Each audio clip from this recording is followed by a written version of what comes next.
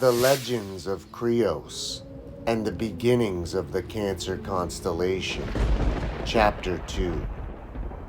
In Part 2 of the Legends of Crios, I will cover the second myth that surrounds the Great Crab and the birth of the constellation Cancer. Long ago, the Mother of the Earth, Gaia, had become angry with the Olympians over the foul treatment of some of her offspring. In her wrath, she unleashed the monster Typhon, a gigantic serpentine creature said to be one of the deadliest in Greek mythology. It was tasked with hunting down the gods of Mount Olympus to make them pay for their wrongdoing. This caused many of the Olympians to flee into hiding. Poseidon, wielder of the trident and the mighty god of the sea, was forced to abandon his kingdom.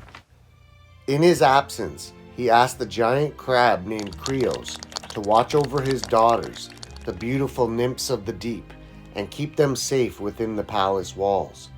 He vowed to do just that, but over time, they grew restless, and one night a group of them hatched a plan to escape the underwater kingdom. Crios could not chase after them because he had to watch over those that remained. Thinking quickly, he sought out assistance to help bring them home. He asked Vamari, the giant vampire squid, to aid him in this task, and the monster happily agreed. So off he headed into the depths of the sea in search of the beautiful nymphs. One by one he hunted them down, but instead of returning them home, he tore them to pieces and ate them. Upon his return to the Great Crab, he told a story of being unsuccessful in his search for the daughters of Poseidon.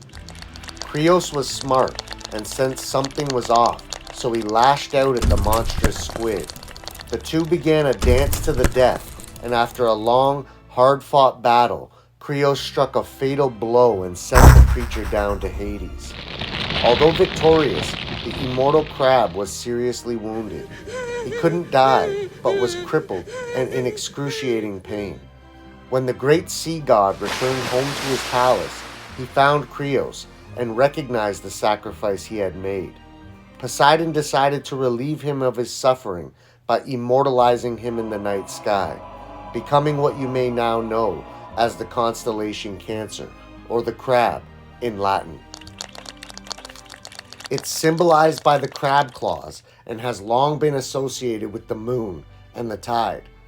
It's also a symbol of the mother, which is why I find this tale fitting. Crios guarded the nymphs with his life like a mother would her children, and that's the legend of the great crab Crios and the beginnings of the Cancer constellation. I'm the Rogue Baron. Thanks for watching.